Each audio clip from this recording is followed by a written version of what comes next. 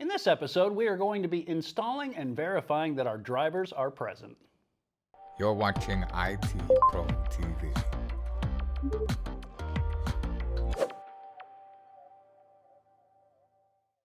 Hello, ladies and gentlemen. Thank you for tuning in to more of the hands-on PC build. That's right, we are rounding the corner. We are almost at the end of our race. We have our PC built. We have our operating system installed, but one of the last things that we have to do is we have to make sure that our operating system, in this case Windows 10, can speak to the hardware, and we do that through drivers. So in this episode, we're going to verify that we have driver installation and then also install some drivers if we deem that it is necessary.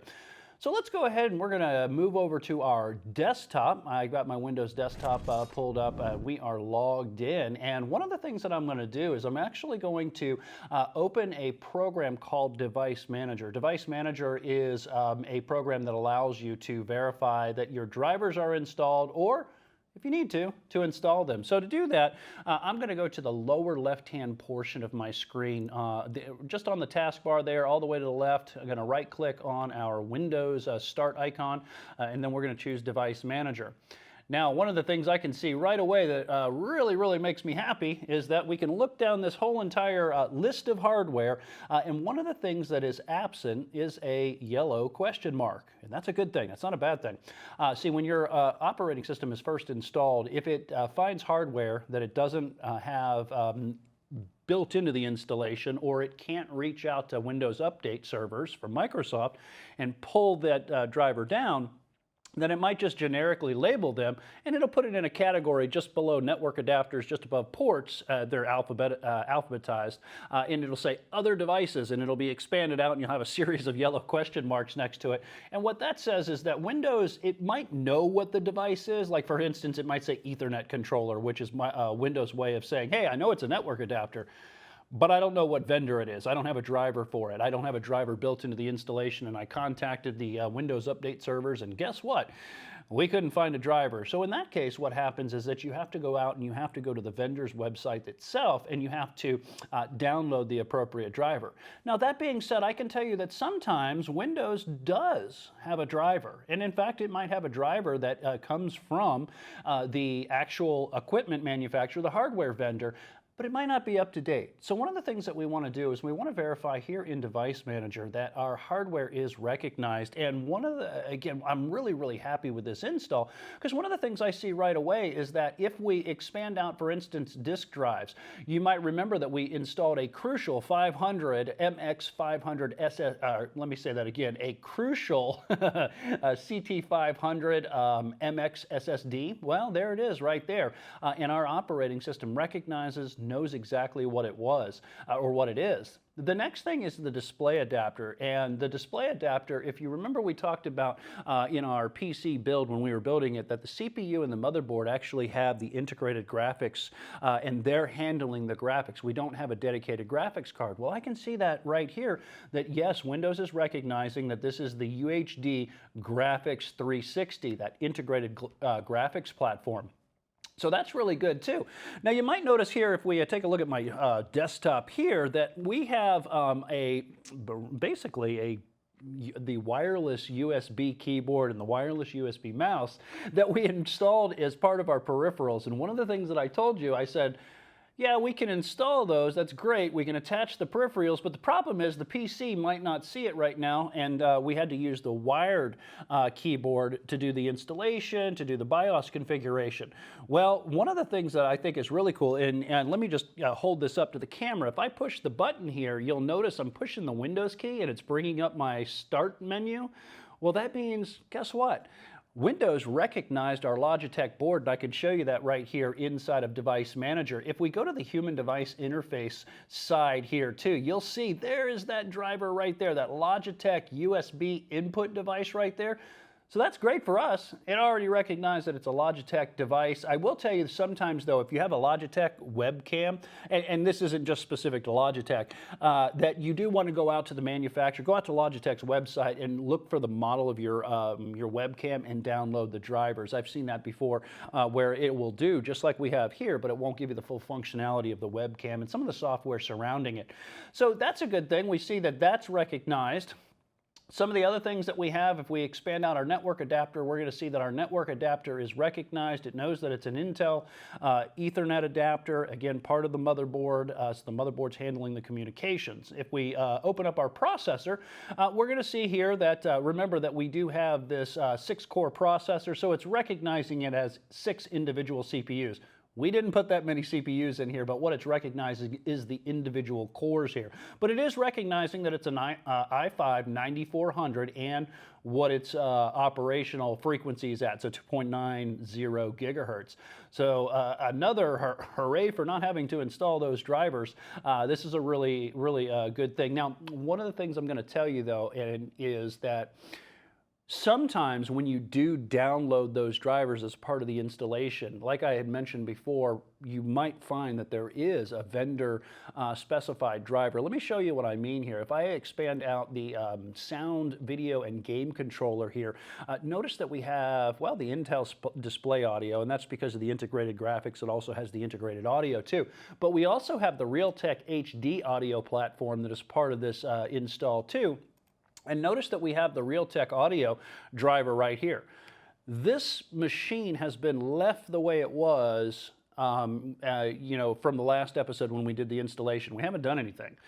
So it recognized during the installation that, hey, there's a Realtek audio driver that's needed. Let's go ahead and find out a little bit more about that driver. And if I right-click on it and I choose Properties, you're going to notice that in the Properties dialog box here, there's a driver tab. And this is what I want to see, the driver tab. Notice that it does say Realtek Audio, and notice that the provider is Microsoft. All right, and you can also see what the version of the driver is. Now, one of the things that we're going to want to do is we want to compare that to the manufacturer's website. And let me show you. I'm going to open our web browser up, and when I open our web browser up, you're going to see that we're already on the manufacturer's website. Now, ladies and gentlemen, this is the same place that we went when you notice that we did the update of the BIOS configuration. Remember when we did the UEFI BIOS configuration, we updated the firmware to the most current firmware platform. And we did that by going to the support page, and in that episode, I mentioned that, hey, we don't have to worry about the operating system drivers in that episode. Well, this is the episode in which we do have to worry about those drivers. Now, notice that this is Windows, this driver here is for Windows version 2004. The driver that we have already installed is one that's just coming directly from Microsoft. So if I want to get the full functionality of the driver, then what I need to do is I need to make sure that I download this right off the vendor's website. So let me go ahead and show you how we do that. It's just as simple as clicking the download button, and it's going to ask me where I want to save this. I'm going to go ahead and make it easy because I would forget my head if it wasn't attached at the neck. If I save this, I'm going to save this to the desktop. And let's go ahead and we'll do exactly that. We'll put this right on the desktop. We'll save it, and it's going to ask us if we want to open it. I'm going to go ahead and minimize our web page here just for a second, and then over here on the left-hand side of my desktop, you're going to see that we have the driver package right here, and I'm going to just double-click this. And I tell you what, let's go ahead and we'll go to the compression tools here, and we're in File Explorer, and we're going to choose Extract All, so that we can extract this zipped folder.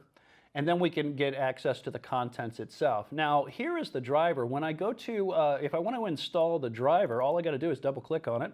And one of the first things that you're seeing here, this is a Windows Smart Screen filter, and what it does is if it can't verify the publisher, it says, whoa, stop that. I don't know who this is. You don't want to run this. I can tell you, I know this is coming from Gigabyte. I know it's a genuine Realtek audio driver, so I trust it even though Windows can't identify it. So in order to get around this, and again, I would say verify that you do know it's coming from the vendor. In this case, I do, and I trust it, so I'm going to choose More Info. And really the only reason it doesn't know who the vendor is because it can't find that publisher. I know it's valid, so I'm going to go ahead and I'm going to run this anyways. And then what this is going to do, just saying, accepting the user account control and saying yes to it, I'm going to go ahead and close down some of these dialog boxes so you can see that this wizard is going to fire off. Now, when this wizard fires off, ladies and gentlemen, I know you're a smart crew out there, just next through the wizard. And if you have an old driver, already installed. It's going to be a two-step process in this case for this driver. Now we have the Microsoft driver. We don't have an old Realtek driver. So it could be a two-step process for you where it uninstalls the older Realtek driver and then installs the newer driver. And that's not uncommon on some of these installation wizards here. So notice that it didn't tell us that it was uninstalling anything. So it's going to go ahead and it's going to install this. Now, we're going to go ahead and click Finish to this, and it's going to restart the machine. And then when we restart the machine, we're going to go ahead and log in. And I see that it's telling me Device Manager is open. I'm okay with that. I'll go ahead and restart it anyways. If you feel like you want to shut everything down, you can click Cancel, close all the windows down, and then you can continue with the reboot. Keep in mind that after the reboot, or until the reboot is successful, the new driver isn't fully installed. So we get our splash screen here. We'll wait for our login screen, and then we'll just go ahead and get logged back in. And we'll move through the verification. All right, so here is our desktop. Now what I'm going to do is I'm going to do the same thing that we did before. I'm going to go down to the lower left-hand portion of my screen, and I'm going to right-click on our Windows Start icon there, and I'm going to choose Device Manager one more time. And I'm also going to go ahead while we're here, and I'm going to launch back up our Edge browser, because what I want to show you here is a comparison that makes sure that we have that driver version now here in Device Manager. Remember, like I told you, Device Manager is where you can go to verify that your hardware is operational and that the drivers have been installed appropriately. I'm going to select the device, and in this case, it's the Realtek Audio sound, if you will. And I'm going to right click again, choose properties, and remember we're looking at the driver tab here. And we can see here that the driver version tells me that it is 6.0.8945.1, and if we go back to our browser here, you can see it is 6.0.89 as well. So we know that we have taken care of the Realtek audio driver. Now there is one other driver that you really should always make sure that you go ahead and install, and that's the chipset driver. The great thing is all of our hardware is recognized, but in order sometimes to get the full functionality out of the motherboard between the operating system and the hardware, you want to make sure that the driver is installed for the chipset, because that allows a lot of the extra functionality that maybe a generic driver, such as the one we've seen in the Realtek audio driver, might not offer you. So I'm going to go ahead down here to the taskbar again, and we'll go ahead and open up our web browser, and you'll notice that this actually happens in, let me just kind of minimize this a little bit and bring it into view. If we scroll down, you're going to notice that there's this chipset right here. And if we expand chipset out, you're going to see that we have a driver that really was just, we're filming this in July of 2020. So this was just last month, about halfway through the month, that they updated the chipset to this Gigabyte Z90 Gaming X motherboard. So this is a relatively new chipset driver. So the chances are, even though we're seeing the hardware all in Device Manager, that most likely is an old chipset driver, but at least it's giving you the functionality to be able to work with the operating system. So in order to do this, we're going to do the same thing that we just did, and you're going to see it's no different than before. And like I said before, I'm going to go ahead and save this to the desktop so we can tell where that driver is, and I can find it fairly easy. And I'm going to go ahead and save that driver. All right. And then we will go ahead and open this folder and make sure that you have the right driver. In this case, it's the serial I/O, and I'm going to right click, and this time I'll just choose extract all from the right click options menu. And then we'll choose this extract, and what it should do is open another file or another view of File Explorer, excuse me. And then this allows us to just double click on this and go ahead and ensure that we can start that wizard as well. So we're going to say yes to the UAC, and notice this time, let me show you the details here. Notice that this time it says verified publisher, Gigabyte Technology Company. It probably hadn't had an updated certificate, little digital information for the Realtek driver, and that's why it couldn't identify it, and Smart Screen Filter kicked in. Again, I understand that it is Realtek, so I went ahead and accepted it. This is what happens when it does recognize and can verify the publisher there. You get a little bit different user account control, but that's why they were different colors there. And we're going to go ahead and just say yes to this, which means basically just go ahead and install this. And you can see that we've already got some form of this chipset already driver. So I'm going to go ahead and remove this. I want to make sure that it's the most up-to-date version. And what we're going to go ahead and do, and we're going to choose Finish, and it's going to restart that. And then it's going to be up to us to relaunch the driver again. And I'm okay with these warnings, again, because we just have a couple of file explorers open. It shouldn't hurt anything. However, remember, if you have disk operations that are going on, such as maybe you're writing a file, writing to a file, you've got another installation going, I would wait till those complete before you do restart your computer, especially anytime you are writing to your hard drive. That could cause some corruption on your hard drive or on your data. But we're not worried about that because we're not actually doing any writing to the drive yet. And here is our desktop. Now I'm going to do the same thing. If we can get more of an expanded view here, I'm going to go back to that same motherboard driver, and we're going to start this over again. And hopefully this time what we'll see is that it's going to go through the process of verifying. And notice now it's saying, hey, you're about to install this driver. So we've seen one case of where the driver wasn't installed, and we didn't have that two-step process. It just went ahead and installed, updated the driver, restarted, and then we were good to go, verifying it in Device Manager that the hardware is recognized and we have the new driver. In this case, we've seen it did install, which was kind of what I thought. It installed an earlier chipset driver that we already had I'd say we, but Microsoft already had in their update server as a part of the installation process. In this case, we had to uninstall that older chipset driver, grab the new one, and then we'll go ahead and start nexting through the wizard, if you will. We're going to go ahead and say accept the EULA. We're going to choose next, and notice it says that it is the Microsoft 10 64-bit driver. Remember that when you have a 64-bit platform, you have 64-bit drivers. If you have a 32-bit platform, you have 32-bit drivers, so they have to be a one-to-one match. There is no mixed match. 32-bit for 32-bit, 64-bit for 64-bit architecture. And we'll go ahead and just choose next. And then next one time, and it's going to go ahead and install this. And again, we have to do another restart. Now, that really has our hardware recognized as the final step of installing the chipset drivers. However, it could take a little bit longer if you have additional drivers. And let me go ahead and get us logged back in here. And I also want you to keep something in mind too. You might need another computer with an internet connection, and this is something I can give you a great piece of advice that you can, if you don't have a driver for your network adapter, well, you can't connect to the network to connect to the vendor to download your driver.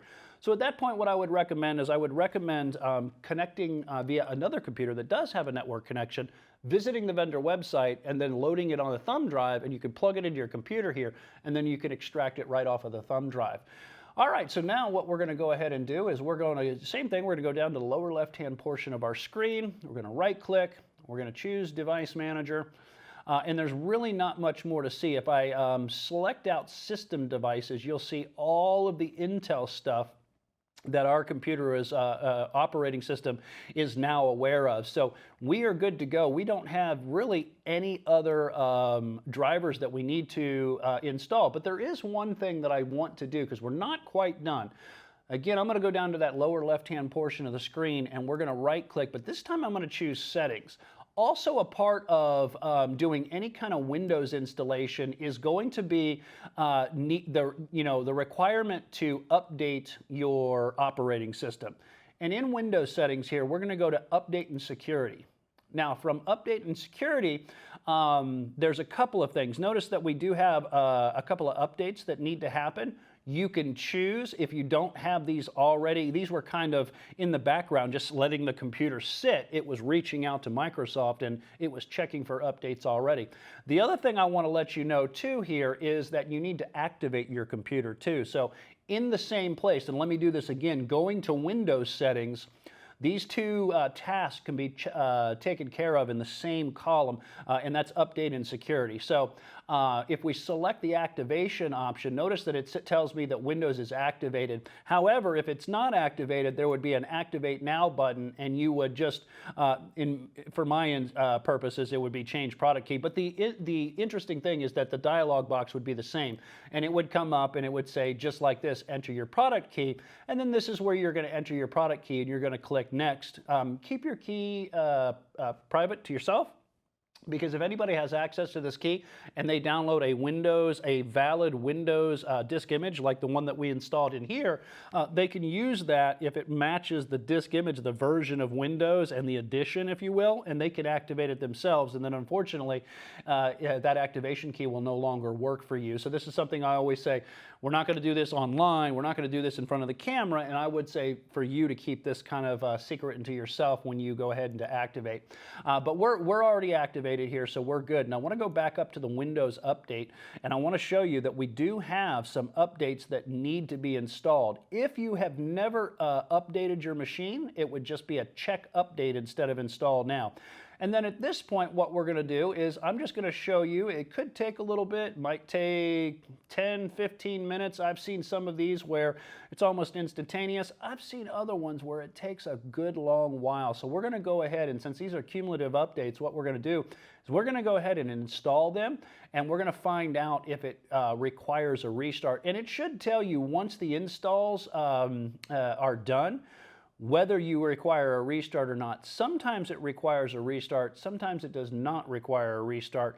I've seen some where it could be, for instance, signatures to the Windows Defender Security Center that is updates pretty regularly, because as new viruses or malware come out, they recognize it, they identify them, they find ways to do that, and then you have to check your updates, download those signatures. In this case, you can see we have a cumulative update for this version of Windows. And let me also show you real quick, while we're waiting on this to finish installing, how you can check your version of Windows.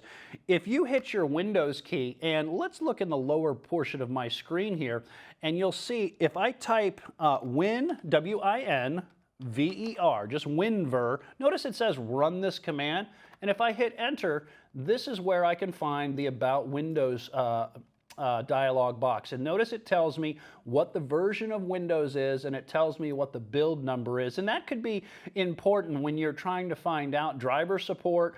Does my hardware have a vendor have a driver for this? Maybe sometimes you'll see where it says, yeah, it's Windows 10, but which version of Windows 10? Which build of Windows 10? Is it 1809? Is it 1903? Going back just a little bit, or is it something like this where it's the latest Windows 10 version and it's 2004? And again, so this is taking just a little bit. So what we're going to do here is we're going to take a little bit of a TV time out, and when we come back, I'm going to show you how to restart your machine, which is going to be fairly easy, and then check for additional updates. So stick around. All right, ladies and gentlemen, well, as you can see, it probably didn't take too long for you, but it was a few minutes for us, and you can see that it has finished the installation, but it is waiting on a restart. So we're going to go ahead and let this machine restart, and this is another time where it downloads everything and it starts to install this, and you can see that here it's working through this update. Now, I will tell you that sometimes this could take a little bit, where it takes a while to install. Don't be too hasty, and don't think something's wrong if you see an installation like this, and then once it reboots, it finishes the installation too. So a couple different times when it says installation, a lot of times if it reboots like that, it's just getting rid of temporary files and cleaning up registry entries and stuff. So it's got a little stuff that it does, in the background. Sometimes you might just see the update screen, and here we go. This is exactly what I was talking about. You can see, and this one's going pretty fast. So not too bad. Not too bad of a wait. However, depending on how old your system is or how new the system is, what you've got in the system is really going to dictate how fast that is. Now, if we do the same thing that we've done before, go to the lower left-hand portion of our screen and we right-click, we're going to go ahead and choose Settings, and we're going back to the same place. That's that Update and Security that we were before. All right, and notice that it says you're up to date. Now, please be careful with this, because it might say that you're up to date. I've seen that before, because it thinks you are, but it doesn't hurt to go ahead and just choose check for updates again. And like I said, you might see cumulative updates that are downloaded, installed. It thinks it's up to date, but then as a part of that cumulative update, notice some of the things that I was talking about here. Notice the security intelligence update for Microsoft Defender antivirus. Most likely that's an updated signature package that's coming down so that when your antivirus software, Windows Defender, runs, it can identify the newest threats that are out there. And then also, this isn't uncommon as well too, something known as the MRT. That's the Microsoft Malicious Software Removal Toolkit. That updates regularly. I mean, maybe even once or twice in a month, sometimes once a month. And that's because as new viruses, new security exploits come out, they want to stay ahead of the curve, and they'll update that software pretty regularly. So don't think that because you're getting some of these security updates that anything's wrong with your computer. Quite the opposite. This is a great way to just make sure that you have the latest security definitions, and that that anti-malware, if you will, antivirus in this case, antivirus software is up to date. So we can see right now that it's taking its time here, but hopefully we'll get installed, and there we go. Now we know we are up to date and ready to go. So all right, ladies and gentlemen, that is a demonstration of exactly how we are going to install our drivers. First of all, verifying that we do need to install our drivers, and then finally, how we install them if we need to. Very easy thing to do, but it is part of your post-installation routines when you install your operating system. Thank you for watching IT Pro TV.